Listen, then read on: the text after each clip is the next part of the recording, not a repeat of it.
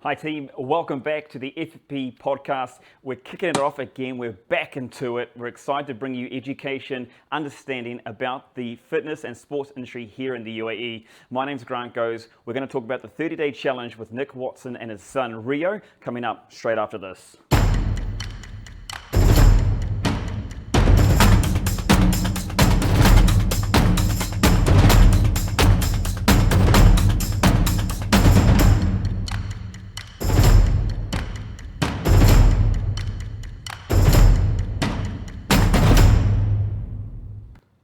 Okay guys, welcome back into the FFB podcast. We're going to kick it off in this new series, this new season, by giving you an update and helping you understand the industry better, who's here, what they're doing, and how you can be involved.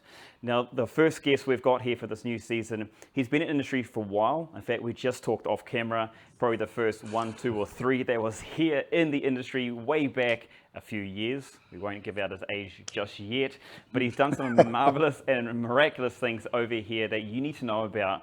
He's the founder of Team AngelWolf. You've seen him in running events, Ironmans, triathlons. He's there with him, his son, and the family who's getting involved with it as well. Please welcome to the show, Nick Watson, my man. Intro, Hey, Grant. Hey, mate. I want to. Yeah, love it, love it. I think the age with the grey would probably be quite easy to distinguish how long I've been here. Yeah. Well, I did see on the website, it did say a moderate 5'4", and I was like, mate, you are in pristine condition. I would have never thought that at all. I want to give the listeners, the viewers, their understanding and more information directly more about you, because you have been here for a while. You know, you've done a lot within this space, in this region, and you're trying to give us a background about what you've came here with the thought of happening, and then what things have developed and evolved since then. Yeah, look, and thank you very much for the opportunity. So we came here 25 years ago with a backpack and a one-way ticket to Dubai with a very different landscape to what it is today. Our background was actually personal training and sports therapy. And we came here, one of the first jobs that we did, that those that know Dubai, is the Wafi. So there was a climbing wall. So obviously ex-military, I set that up, and obviously we got that up and running. And then our goal was obviously to get more into the personal training sports therapy route, of which myself and Delphine. Right? That was the Yeah, the pyramids. Yeah. So we set that we opened it right at the beginning, and then we kind of saw an opportunity to look at personal training. And I think here in obviously that many years ago, there weren't too many trainers, and obviously my wife was a trainer, so she ended up training lots of families, mums, and wives, and our network grew very quickly with just a few families here at UAE nationals. And we traveled around Dubai, obviously training these wonderful families. We just kind of got to know Dubai, we got to know the people, we got to know the culture, got to get involved with, you know, the social side behind getting to know the families, being invited to weddings and etc., to iftars, and it was just fantastic. We just thought, wow, what an opportunity for us as an expatriate living here, getting to understand the people and the culture. And then 2003, we set up our first personal training center in Jumeirah. We then expanded. We opened up in DIFC. We had a bit of a roller coaster of, unfortunately, the wrong business partner at the time, and we lost both companies, which was challenging in itself. And then that same year, Rio came into our lives. So that was 2003, when we'd start this journey of this personal training center. And then the story about Rio, at 6 months, he had his first seizure. We had no idea what had just happened. He literally went vacant, stopped breathing. So we're in the car rushing down to the hospital, and after about 7 minutes, he comes out of his first episode. We actually get to the hospital, the doctor sees him, he says, look, he looks okay, and they send us home. We're in shock, you know, we just thought, what's happened to Rio, this little 6-month-old baby? And then the next day, the same thing again, his second seizure, 2 days later, another one, and then our life just changed forever. And it took us down a journey that took us about 4.5 years to find Rio's condition. We're all made up of 23 pairs of chromosomes. And on chromosome 1, after lots of research, they found that Rio has this minuscule deletion, and it's called 1q44 deletion. Has another word at the end that says de novo, so I mean it's non-hereditary. Life gave us this little boy, Rio, which has led to many challenges for him. So the seizures are still there, learning difficulties. Most things are a challenge, even balance, stability, walking, holding a spoon to feed himself. But we just find that he's this lovely, happy, non-verbal boy. And then that led us into the road of doing triathlons together.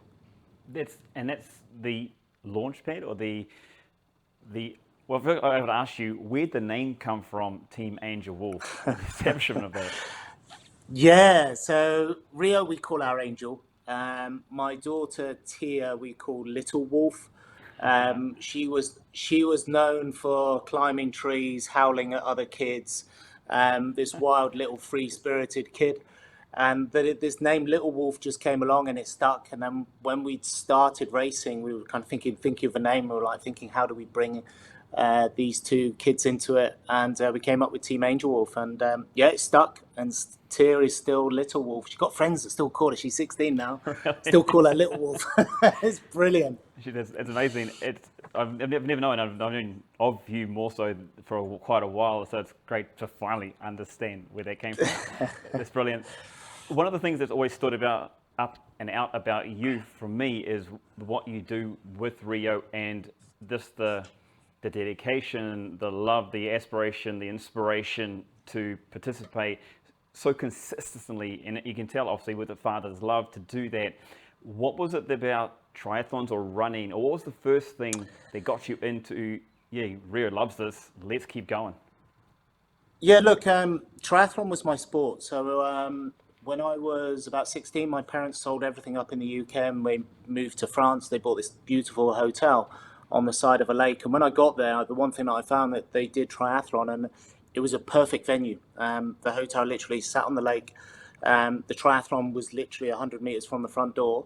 And I signed up when I was 16 for a sprint triathlon. So 750 swim, 20K bike, 5K run, which was just picturesque. It was beautiful. I remember almost collapsing across the finish line and went, wow, maybe this is my sport. And then from then I just got into it. And because I was in France, I studied in France, the scene for triathlon was just huge.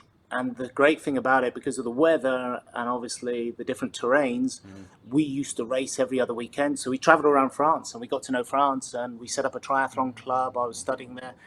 And all of a sudden, this became my sport. And then I got slightly diverted because I was studying art.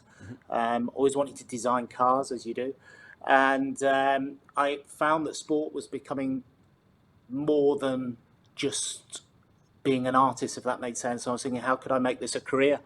So I thought, what's a job that I can stay really fit, travel the world? So I went back to the UK, I joined the Royal Marines, and just loved it. That was possibility of, traveling the world. Obviously the Marines themselves are extremely fit, worked with some of the strongest, fittest guys ever in my life.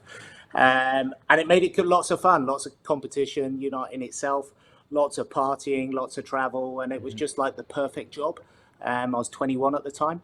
But whilst I was there, I was like thinking, how could I now get back into fitness? Could I make fitness a career? And then started to look at, as you know, Grant, started looking into personal training, sports therapy. I came out of the military and went down that route. And then was thinking, where do I go? And a bit like my mum and dad, obviously they moved from the UK because it's cold, it's wet, it's dark by about 4 o'clock. And so we're like, we need to find somewhere a bit warmer. And I was the same. I was like, where do we go? And then we were actually, whilst we were doing the course, I was at a wedding in Cornwall in the UK. And I remember speaking to the bride's brother, and we just got chatting, and we were saying, look, we don't want to stay in the UK in the fitness industry. We'd like to go somewhere else. And he turned around to me and said, Nick, do you know where Dubai is? And we went, I have no idea. We went home, we opened a big map, and we were like, oh, it's near the equator. It's going to be hot. And I partied quite hard in the Marines, didn't save much, and I had about £800 in my pocket, and we got a one-way ticket to Dubai with a backpack, and that was it. And we're still there. Still got £800. That's about it as well. Nothing's changed. Something that I've always noticed with the videos, the imagery, and everything like that is the smile that Rio has, like always, and it's obviously with the running and stuff like. So you can tell he adores it. You can tell he loves it. The challenges you've done in the past as well. You've had so many different challenges. You've done so many different. You've achieved so much out of it. Is there anything particularly that stands out for you, for Rio, for the family? Well, look, I think even the first race was epic. We had a challenge in ourselves. I wasn't very well at the time and had surgery. They found a lump in my colon. So that was a bit of an eye-opener as I woke up from surgery. And I said to Delphine, I want to go back to Kona, back to Hawaii and race in the World Championships, which I was when Delphine was pregnant with Rio in 2002, so literally before he was born. And I remember crossing the finish line saying, one day I want to go back with my son and daughter and race here again. And obviously this happened to me, woke up from surgery, and I was like, I want to go back, the sport I love, I want to go back to Hawaii and see if I can get back to the World Champs. But you have to qualify, so that was the goal. I was looking at Barcelona 4 months out. And for those triathletes listening or sports fanatics, to get to the level to qualify, to get to Kona, you need 25, 30 hours a week in training. And it's huge, and it takes a huge toll. And also at the time, our business wasn't working too well, the partner and stuff, and we were just having huge headaches. And unfortunately, I just couldn't get the hours in. And then Delphine turned around and said, one day, you ever thought about racing with Rio? And I was like, oh my God, typical male. How am I going to do that? I need a bike, a kayak, and a pushchair. And we didn't have the money at the time. We reached out to the community and said, look, who could help us sponsor? Literally 24 hours later, we had a bike, we had a kayak, we had a chair. Wow. And I was like, oh my God, now I need to race. Yeah. And we signed up. Right? It was like, we're in. And then it was like, what was the biggest race here in Dubai? And it was Dubai International Triathlon. So it's a 1.9 swim, 90K bike, 21K run. And Rio was 12. And that was it. We did our first race, crossed the finish line. But the story is, and Grant, you'll love this, is 6 months later, we were like, okay, let's do another race. Rio seems happy. Like you said, he's smiling, but it was a 7-hour race.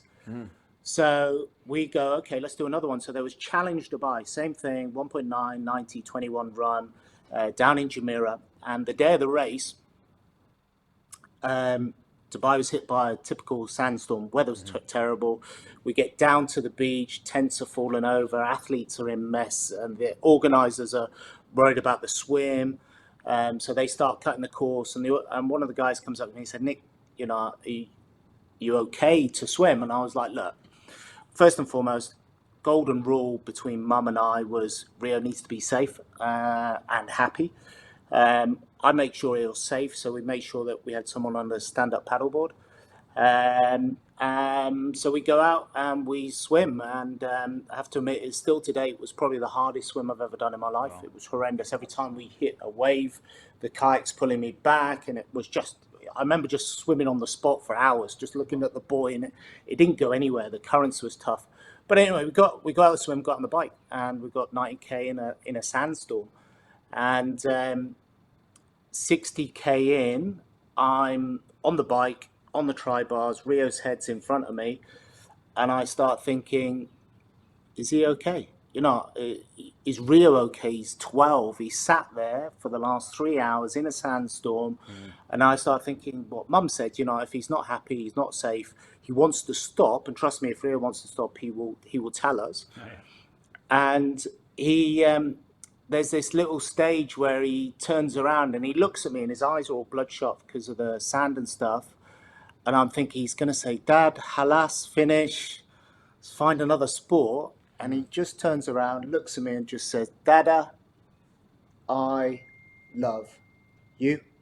Wow. And that was it. Then I was like, he loves this. And we're almost 500 races now to date. We've covered, 11,000 kilometers of swimming, cycling, or running. So Rio has basically swam, biked, run the distance from Dubai to Australia. I think we're Wow. somewhere near Adelaide at the moment. And like you said, every moment that we're out swimming, cycling, loving, he loves it. He loves it. He loves it. He'll get up and when we do the challenge every morning, and we'll have a smile on his face, just go dada, bike, helmet, Yeah. and that's him. He's content. He'll be out there for hours. And the thing that I sometimes realize is we wake Rhea up in the morning and he probably doesn't know what he's about to do. You know, we're telling him the night before it's a triathlon, it's a running race. At the weekend, I'm not sure if you saw, we did the Dubai ski run. Yes, you carried him on your back. I did.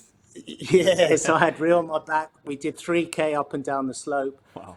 And I had a journalist interviewing me as we were going up. I was like, come on, man. It was like the steepest part. I could hardly breathe.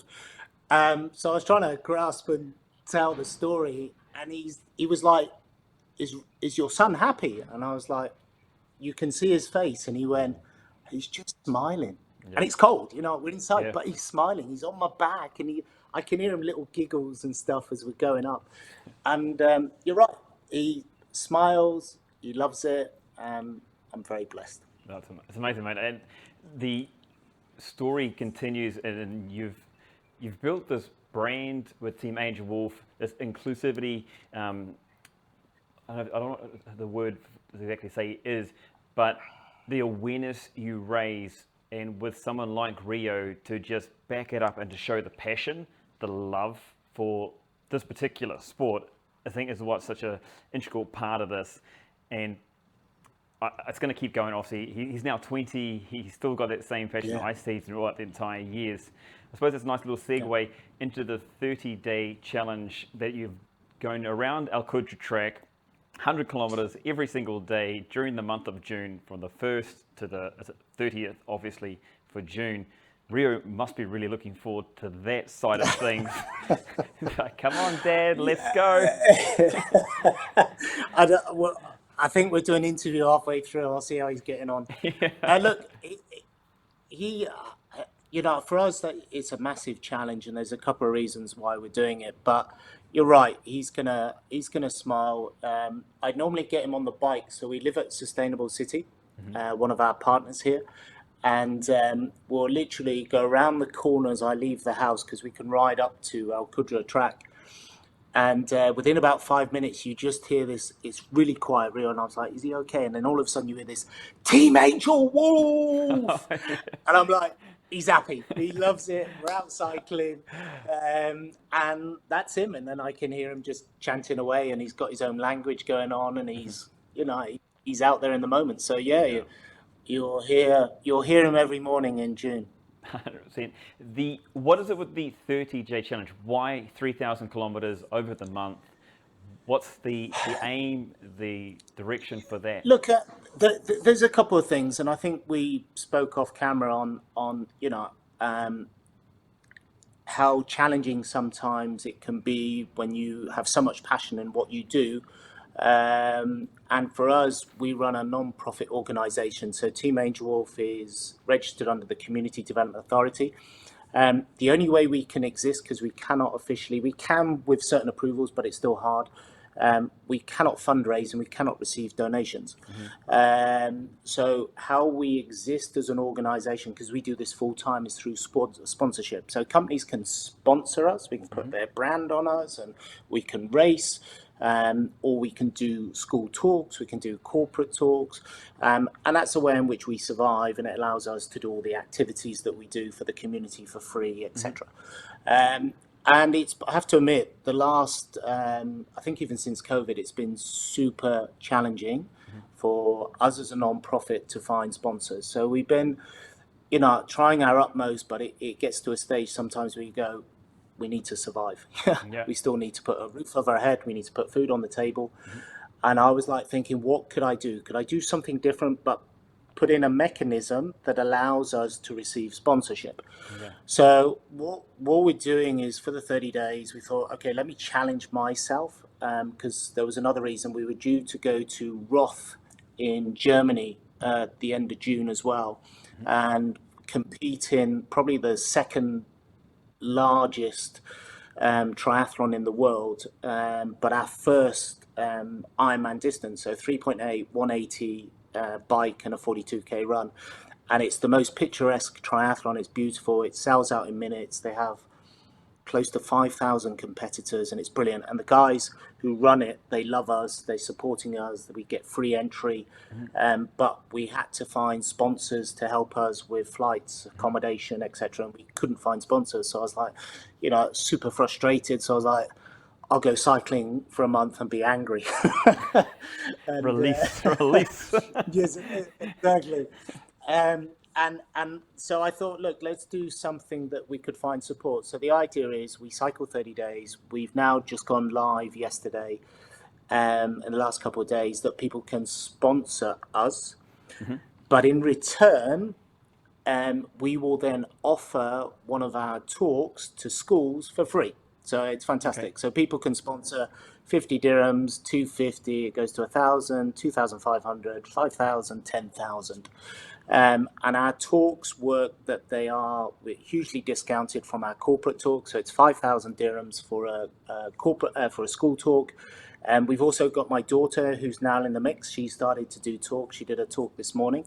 And we're going to schools and saying, or going to the community and saying, please sponsor us. But in return, when we get to these amounts, we will then, if you've chosen a school, please come and we will then give a talk telling our story, which leads into lots of other activities that we do with schools, obviously all for free. But it allows us to do what we do. And like you said, it's just the sponsor page up there at Team AngelWolf. Yep. So it's, for us, it's kind of, I'm doing it for, obviously, for us as Team AngelWolf, as spreading awareness about people with disabilities. So again, doing a 30-day challenge, hopefully we'll get lots of coverage, press. Obviously, we hope to get support, financial support towards us as a non-profit.